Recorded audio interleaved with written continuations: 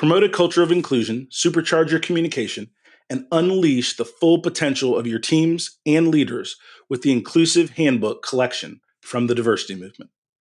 As part of the collection, I wrote the Inclusive Leadership Handbook with Kurt Merriweather to empower leaders with tools needed to cultivate a culture that fosters creativity, innovation, and employee engagement.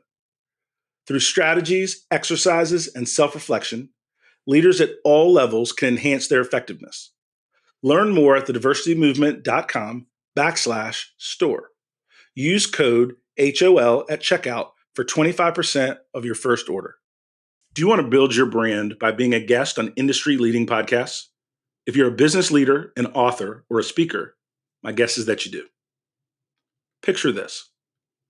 You, a dynamic executive easily connecting with engaged audiences, turbocharging your top-of-funnel marketing, and creating a treasure trove of content with every episode. Podcasting is a game changer that you've been waiting for. And podcastally.com is your VIP ticket to podcast PR success. Say goodbye to the ordinary and hello to the extraordinary exposure. Let the Podcast Ally team connect you with the best-in-class podcast for you to be a guest on. Head over to podcastally.com and use the promo code DT for a 10% discount on Podcast Ally services. That's podcastally.com, promo code DT.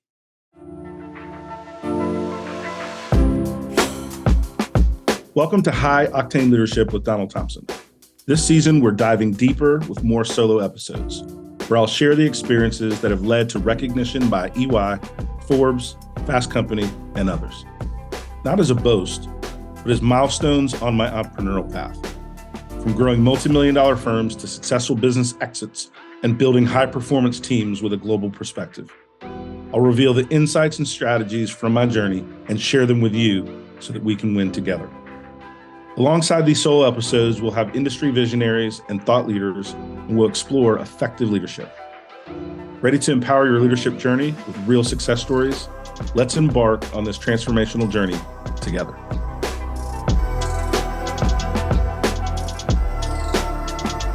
In this episode of High Octane Leadership, I'm talking with Zach Nunn, a visionary entrepreneur and the founder of Living Corporate, a cutting-edge experience management startup revolutionizing the workplace. With a core focus on workplace fairness, Zach and his team leverage analytics, talent enablement, brand storytelling to cultivate an environment that prioritizes employee trust and market confidence. In addition to spearheading Living Corporate, Zach is a driving force behind Living Corporate Podcast Network, dedicated to amplifying the voices of Black and Brown professionals in the workplace. Through this platform, he strives to create a space for authentic conversations and insights, fostering diversity, equity, and inclusion. Thanks for joining me on the show, Zach. Donald, what's going on, man? How you doing? Hey, good to hear from you again, Zach. Good to see you, my friend. Good to see you. Ready to chop it up? I'm ready to chop it up, too. Listen, today we're talking about work-life balance, right? Entrepreneurship, it can be consuming, right? I think especially if you're really passionate about whatever you're doing, or if you're really anxious about whatever you're doing and you're being scared. There's a bunch of factors that go into entrepreneurship having the danger of being boundaryless work, right? At the same time, that creates burnout. You can't sustain like that if all you're doing is just the grind of your job. So I'm curious about when we talk about work-life balance, just even conceptually, what does that mean to you? That phrase, that idea? Yeah, and I'll be a little controversial, right? I think work-life balance is the wrong way to think about it. And it's really important to use terms that define what truly is the objective, and that is work-life integration. That is work-life collaboration. That is work-life partnership, right? Because balance, if we think about what that word means, is that something can be perfectly aligned. Like if you go in your automobile, right? And even though I'm not a car person per se, but I know when my car doesn't feel in alignment or my wheels aren't balanced, my car isn't riding smooth. So I take my car to the dealership, they put it on the machine and they balance it perfectly based on the machine settings. And we as individuals, as entrepreneurs, as employees, as high achievers, we think we can achieve that perfect balance. And that's the wrong way to think about it. The way I think about it that has helped me, right, is what is the relationship I have with work? And how does work fit into how I want to take care of my family, how I want to meet my goals, how I want to build my career? And when you look at it like that, then you think about having a conversation with your manager, your team, your employer about, wait a minute, in order for me to be productive, I need to make sure I am at the tea party that my daughter is having, at the recital, at the baseball game. But it doesn't mean I can be at every single thing in my kid's life, but I don't want to miss anything important and meaningful. And if I need to leave at 4 o'clock to go do that, I'm going to have the professional maturity to say I might need to have to answer a few emails when my kids are down for the night. That's when I was a growing entrepreneur with a young family, right? I had to learn how to think about and manage both of those things without lowering the standard for my productivity, for my outcome. The second thing to think about when we think about that word balance versus integration is integration starts to think about things working together. Balance is two parts of a scale, so to speak, right? That integration means that my responsibilities at work are not necessarily more important than family, but they support my family. So I remember having to have a conversation with my young kids of why daddy couldn't be at everything. And I had to explain to them when they were old enough to articulate and understand it that my goal is that when you go to college, if you want to go to college, that I can write a check for that fee. That if you don't want to go to college and you want to start a business, my son David did not want to go to college, but we invested in 2 homes together, and he has a net worth in his early 20s more than most people in their 40s because we took his college money and we put it into real estate.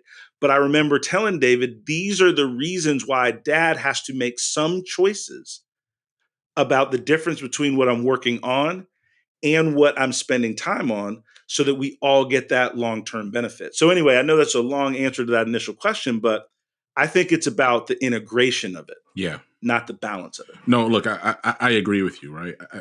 It's interesting, Donald. I'm accessing my memory, right? So I'm thinking through, like, this was back in 2014 or so. I was working at Accenture.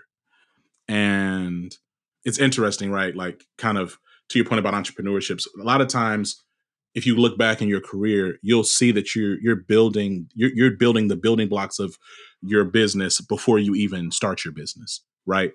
And so when I was at Accenture, I was really passionate about creating a thought leadership series about navigating the world of work for millennials, which were the hot Gen Zers at the time, and also targeted for Black and Brown folks. I remember it. So we had a thought leadership series where we'd write a blog, and then we'd have a speaker who would be a senior partner at the firm, and then we would have a conversation, right? So it was a monthly series. It was really like a podcast, but it was internal.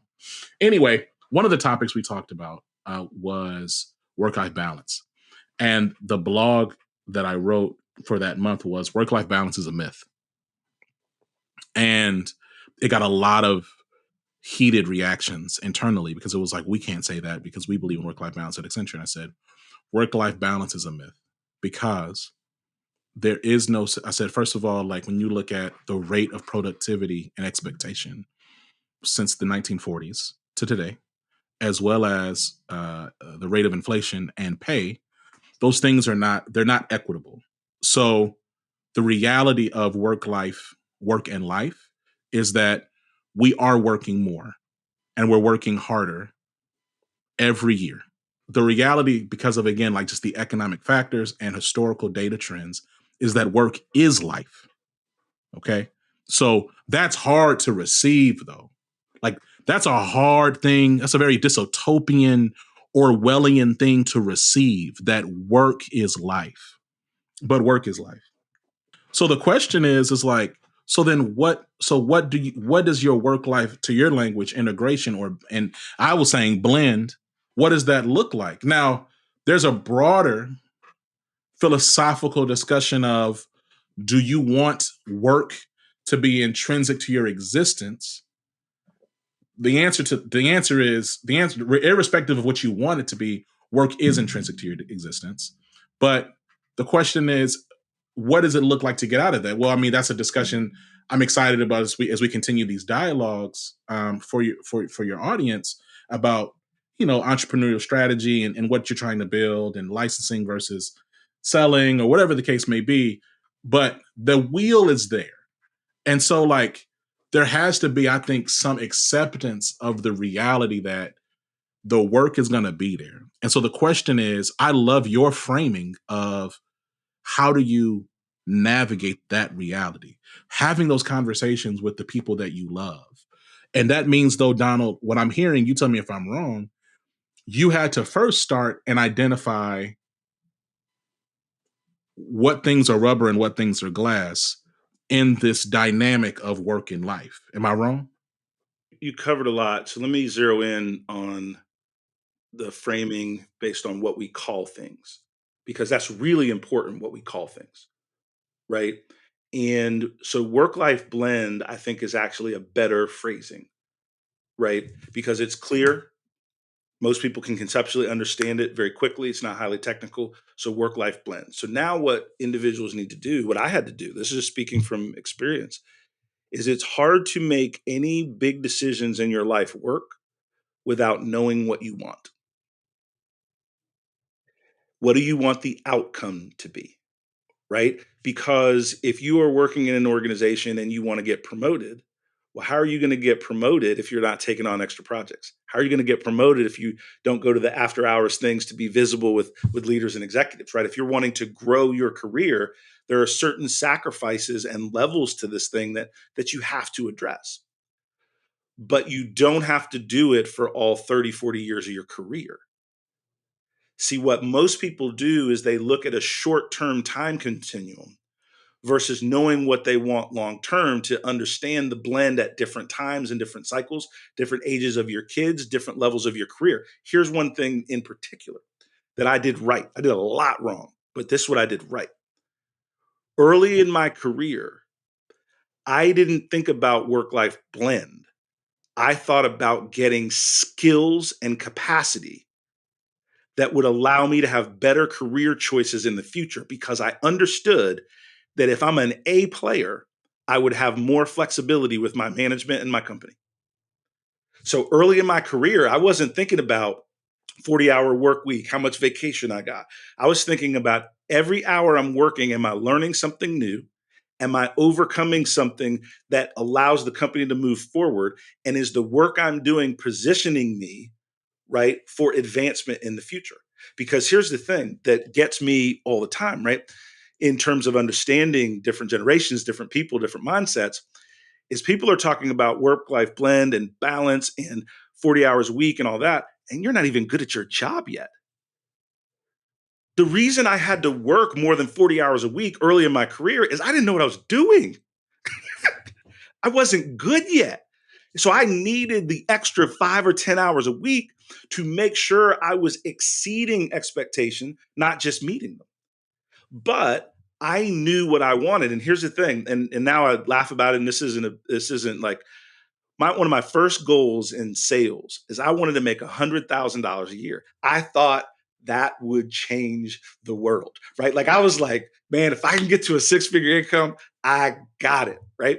And I remember talking to my sales VP at the time, and he said, Don, tell me your goals, blah, blah. And I was like, I want to make a six-figure income, and I'm willing to dial till the dollars flow. Like that's what I told him. I said, look, I'm willing to dial till the dollars flow. And he sat back in the chair. He said, he said, Don, he said, what I will tell you, young man, is number one, I like your ambition. That's why we're meeting. But number two, I will tell you that $100,000 just isn't enough. He said it just isn't enough. And so what he guided me with at that moment, though, because he was talking to me as an emerging high achiever, right? Is he said, Don, here's what you want to think about. You're thinking about the money. You need to be thinking about the industry, the mentorship, the company and ensure that every step you take can be multiplied because you're in the right environment. And then when you get the money, you can multiply that money with knowledge, network, and opportunity, not just that singular goal of I want to make $100,000 a year. So he opened my mind to build a long-term plan. And then here's what I had to do once I got that motivation and that plan. I had to say, wait a minute, I'm still a young father, right? I still have things that I want to do socially. There's things that I want to do. So I had to then make a list of what I wanted and then the priority list of those things. So I was making deliberate choices. What I think is a big challenge early on in people's careers, or even as they advance, is that they think their work life blend is their employer's responsibility. And it is a partnership with who you work for. And you shouldn't work for someone that isn't in partnership with you on that. Your job for the money that you make, the money you agreed, is to do a certain job, certain expectations, XYZ. And most companies these days are also committing to helping you succeed as a whole person. See, what we get twisted is we think when we're talking about empathy and belonging at work and all of the things that I believe and advocate and are part of my core, we think they're things just to make us feel good. They should also be things to help us be more financially stable and growing. Right? That belonging at work means I need to belong to your emerging leaders program. That belonging at work means I need to belong to your mentoring program so that I'm developing the skills, the knowledge, and the network that will allow me to make better choices about how I spend my time at work in relation to the other things that I'm doing in my life. And so I think that mental mindset is really important, how we think about that work-life blend. No, 100%. It's interesting. So my mom is a huge Denzel Washington fan, and by extension, I'm a huge Denzel Washington fan. And one of the quotes she would always quote back to me, right? She would quote this quote to me when I was a kid up until I graduated from high school. She would say, "Look, Denzel said, you do what you want, what you got to do now, so you can do what you want to do later." Right? And so to your point about like, hey, like blends. When I think about blend, I think about like two liquids or oils in a container. I think about them shifting and changing and moving around, right? That's what that word I think about. I just think about something very fluid. And you're right. Like there's this idea of, well, no, I need this exact thing right now, and it needs to be like that forever. And it's like, well, no, blends shift and are frankly blends are seasonal, right? If I can mix up my metaphors, but they shift, they change over time. And so, for me, to your point about your early career, and now some of this might be generational too, Donald, because you're like a late Gen X or early baby boomer. I was raised by baby boomers. So like some of my mentality is older school. We've kind of talked about even off mic. You and I, we vibe at a level that I don't know if you talk to a lot of other people in their early 30s who like that. So, but my point is, it's like when I came into career, Donald, I was like, no, I'm just trying to work. Like, hey, I'm trying to learn. My dad would always tell me, hey, you take this job, you're getting paid to learn. So work and go learn. Capture as much learn. My father told me all the time. Shout out to Ed Nunn. He talked all the time. Hey, it's a job to learn. You're not going to be there long. You might be there a year. You might be there a year and a half. Might be there 2 years. Son, you're getting paid to learn. And so I didn't take PTO. Like, and I'm not saying that to pat myself on the back. I'm not saying that it was even right. I'm saying that my blend back then was heavy on work. I got married early. We had no children, and I was just working. Right. When I got promoted, like to your point about hard work, working hard and getting good at your job so you can get promoted. And this also is the tax of being on the margins. Donald, do you know for me to get promoted at Capgemini, global consulting firm, for those of us like 300,000 employees, I went and built 6 different change management org transformation strategies across their enterprise. I built custom change management strategies for each of their verticals and then presented that to their executive leadership team and said, here's what I've done to be a manager. Y'all's directors can't do that. So of course I got promoted. And then when I got promoted, then I went on and I took another job. But like the point is like, me 34-year-old Zach with 2 children and a paid off home and a second house and his own business, who I very much so prioritize family now. Could I see myself doing that again? Hell no. No, absolutely not. But that was a season. You're in a different season, right? You're in a different phase. And I think that is one of the most important things I would like our audience to understand is that work-life blend also has to do with what phase of your career you're in, what phase of your home life you're in.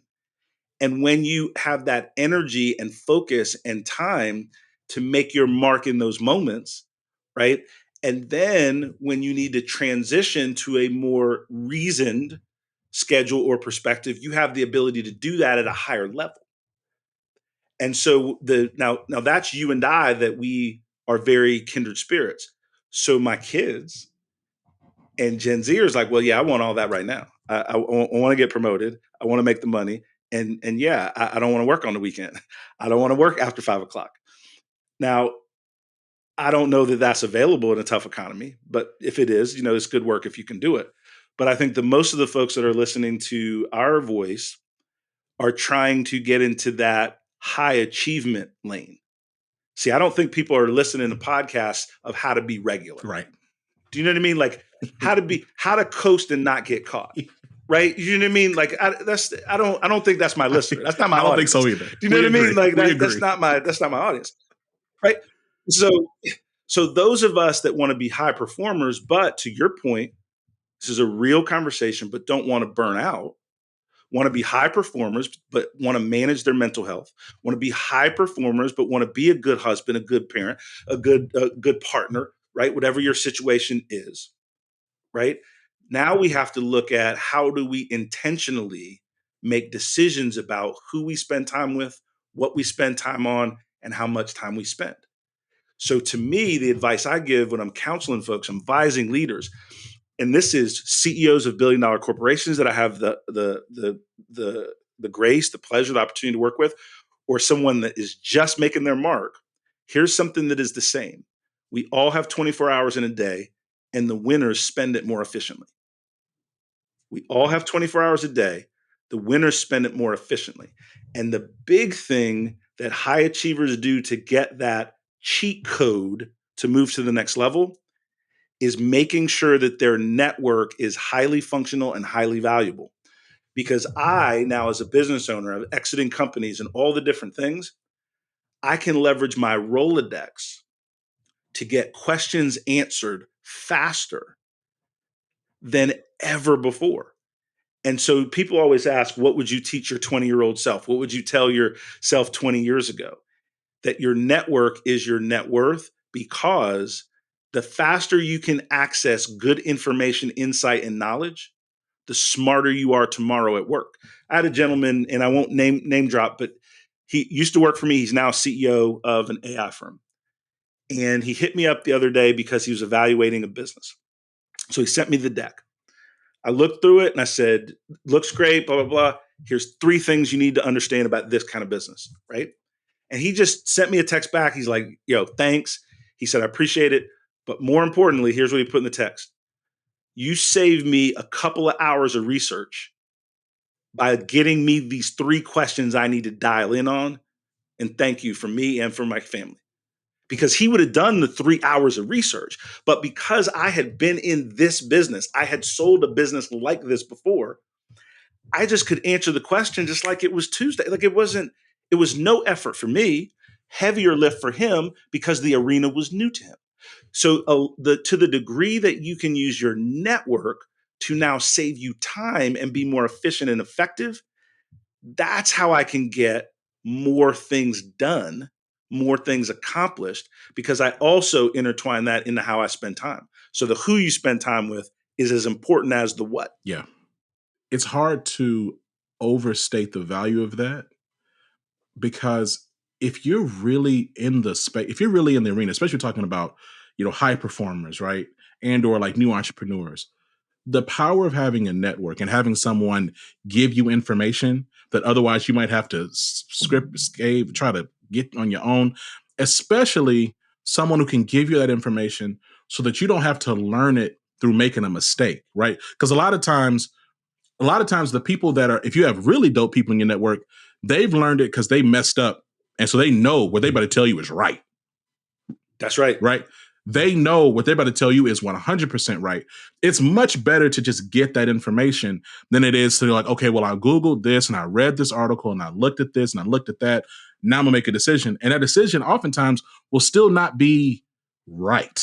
So then it's the cost of you having to reset and learn again and try again. Man, the time saved and the benefit of having people in your network who can just go, hey, here you go, take this thing. And that applies to your work. Like, let's say if you're not a full-time entrepreneur or founder or anything part-time, anything side hustle, anything, let's just talk about your 9-to-5 job, building and networking laterally for people, and so that people can tell you what's really going on even at the job. That is a huge time saver, and that's going to save you so much stress, right? It's the cost is, of course, it's dollars out your pocket. It's the mental strain, emotional investment and strain, spiritual investment and strain, and your actual time wasted. That's right. That network is everything, man. It really is. And as we look at this point of that work-life blend, the reason we're going not on tangents, but on some of the edge elements that give you the ability to actually blend work, there is a skill set to it, right? And a lot of times, here's another thing that people will say, is I want to understand time management. Well, I think it's difficult to manage time. I like to use the phrase time choices, right? Because really everything that you do with your time is a choice. And to the degree that the choices you make align with your personal and professional goals, now the more effective that you're going to be, right? The more powerful that you're going to be, right? In terms of what you want to do and what you want to become. And it's, to your point, so much of what I know and have learned has been trial and error. And it took me longer than I'm even, I'm not embarrassed because failure is a part of winning. But man, it took me a little bit too long to learn and have the humility to ask really bright people what they think. And here's what I will tell you: the more talented and higher achiever they are, the more they want to give to the next generation of leader. It's the person that's faking it. It's the person that's fake flossing. It's the person that is going to try to hoard information. Most successful people want to see other people win because you're not a threat to them. They know why they're good. They know what they're willing to do. So they want to be helpful, right? But most people don't ask, right? Because they see that person. Here's the thing that people do. And I want to be really clear. This is something I had to overcome. They see people at a destination and don't evaluate them for their journey. And people's journey is all filled with ups and downs. I know very few people that just took a straight line to amazing success. So most people can actually relate to the fact that you're having some struggles too. But when you look at someone that is at a different destination as you think that their journey didn't have its difficulties, that they didn't think about giving up, quitting, that they didn't have days where, man, should I really start my own business? Right? Is it the right time? And all those fears and doubts. And so I think that once we know one another's journey, we start treating people more like real folks and we just talk. And to the Man, degree that we can do that, it's going to accelerate how many people are going to be able to help you. man, like there's this phrase in church, man. It's like, man, you know the glory, but you don't know my story. Like that's real. Like you see me here, you have no idea, like the trauma, like the loss, the relationships gained and lost. Like you have no idea. And yeah, I mean, I agree, man. It's like I think to your point about sometimes in our own insecurity, we'll project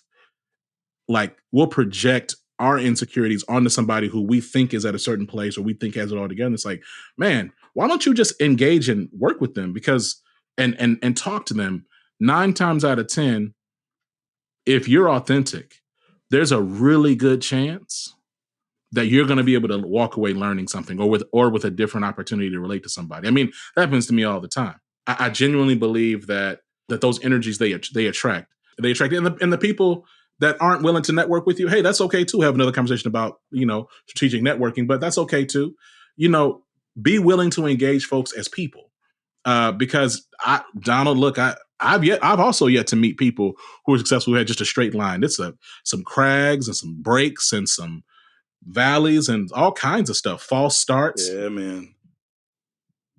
Yeah, that's right. That's right. And Zach, as we talk about and kind of bounce between an entrepreneur thought process and being a leader in a corporate setting, which is a phenomenal cause and calling as well. One of the things that I think holds people back in the corporate environment is poor work relationships. And, a lot of times we put it on the leader, the manager to relate to us. And yes, they should, right? Yes, managers, leaders should work on eliminating microaggressions in the workplace. Yes, you should have leaders that are empathetic for you being able to bring your whole self at work. Yes, yes, and yes, right? But also, it may allow you to get further faster if you learn to think about the world from your leader's point of view too, because they've got a different perspective and lens on the business. So if you only think about the negative components of that leader, toxic workplace, toxic boss, all right, well, there's a reason, right, that they're 4 levels up above you, and it's not all privilege, right? They worked hard, went to a good school, put in the extra hours, maybe get some of that knowledge from them for you. And here's what I know about successful people. Ego is a beautiful thing. And if you talk to somebody successful and say, look, I really admire what you're doing. Do you think I can get 10 minutes to just ask 2 questions? They'll be like, sure. What are you 2 questions? Can I get 10 minutes, ask 2 questions? Like, people that are successful love for people validating that they're successful. And they will teach you, not just for you, but as validation of how bright they are. Right. And so I think that because we are looking for perfection in our leaders, we sometimes lose sight of the areas of brilliance that they have because we're focused on their areas of growth. Right. And I just was encourage people that are listening to do both. It doesn't mean, right, take being mistreated if somebody's it doesn't mean that. It means, hey, wait a minute. Let's look. Here's what I'm trying to say succinctly. I try to look at people through the lens of what they do good first, not the lens of what they don't do well or that irritates me first. And what I found is when I look through the lens of the positive things I can gain from someone, I end up getting more out of the relationship. And so just changing that perspective has been really helpful to me over time. It doesn't mean ignore the things they need to work on or grow in. It just means I lean into the things they can help me, teach me, help promote me first. And by the time I get through that, well, some of their nuances, quirks, or different things don't bother me as much because A, I ain't gonna be here long. Right. Thanks for the nuggets. Right. Right. Or B, I realize they're not that bad after all. Right. Yeah. Because there is some good I can gain from the relationship. There's just so much there about, and kind of like to your point, because we're talking about the fringes, but I don't know if one achieves any type of work-life blend integration without having really effective relationships. Because especially if you're working in it doesn't matter actually, if you're working in the context like of a corporation or business, someone else's business or your own business. For me, the better my relationships were, the more ideal my blend was. Right. So I think about Living Corporate. We have a great team, right? We have Mike, we have our production manager, we have our content creators. My relationship with the Living Corporate team, my team is strong. So I can delegate, I can give direction, and I can take my hand off of the metaphorical wheel for a couple more hours, spend time with my girls, take a walk, order some Jamaican food, whatever I'm trying to do, and then check back in. But if my relationship was bad, well, then doggone it. Now I got to manage them and manage my clients or be more hands-on on certain of the tactical transactional things.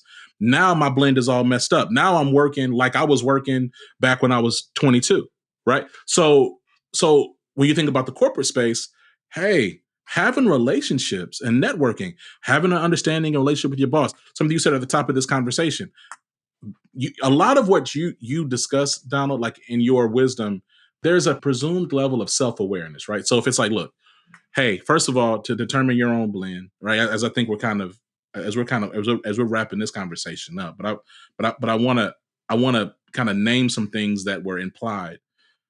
To have the right blend, you need to first set and understand what it is you're trying to achieve in this season, right?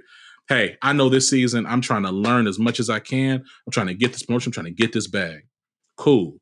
Well, that means that I need to talk and communicate with the right people in my ecosystem. So I need to talk to my partner. I need to talk to my kids. I certainly need to talk to my boss, my supervisor, and I need to talk to my mentors and sponsors.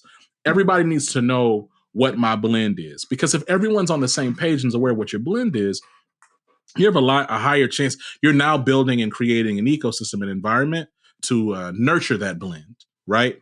So you think about, you got to tell your coworkers, tell your co-conspirators at your job, hey man, this is what I'm trying to do. Look, and especially if you're trying to grind and you're trying to get it, you're trying to do whatever you're trying to do. For me, when I was in consulting, I mean, everything was so doggone competitive, and because everything was so hyper individualistic, Donald, for me, I realized being counter work cultural meant being more collaborative, and it was disruptive, and it really helped me navigate and do better.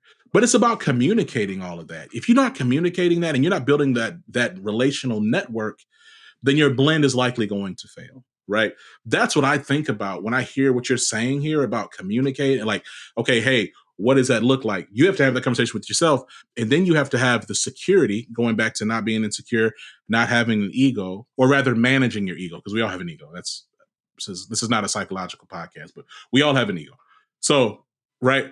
So it's about managing your ego and being vulnerable enough to let people know, hey, here's what my focus is. Here's what I'm trying to do. And here's how I envision you, boss, or you, coworker, or you, partner, or you, kids. Here's how I see us interacting in light of my goal, right? I think you nailed it. I mean, the last thing that I would say that I kind of have is a mental cheat sheet. What do I want? When do I want it? What am I willing to sacrifice to get it? And who can help me? And by answering those questions, it gives me a way to self-coach.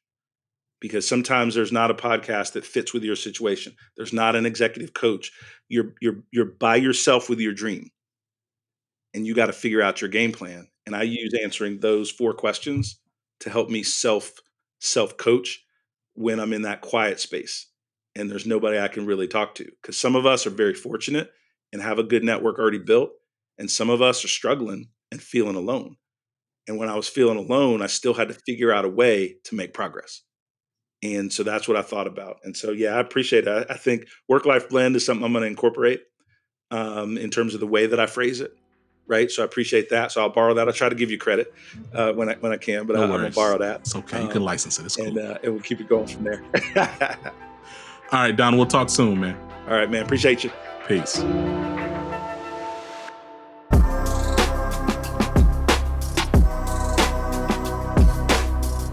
Thank you for joining us on High Octane Leadership with Donald Thompson. Today's episode is a step in our collective journey towards leadership excellence. Remember, every story we share and every insight we gain is a piece in the puzzle of our leadership journey. For more insight and detail, hit the subscribe button so that we can stay connected. For deeper information and more episodes, go to donaldthompson.com. Continue to lead with vision and purpose, and until we meet again, embrace your role as a high-octane leader in the ever-evolving world of business.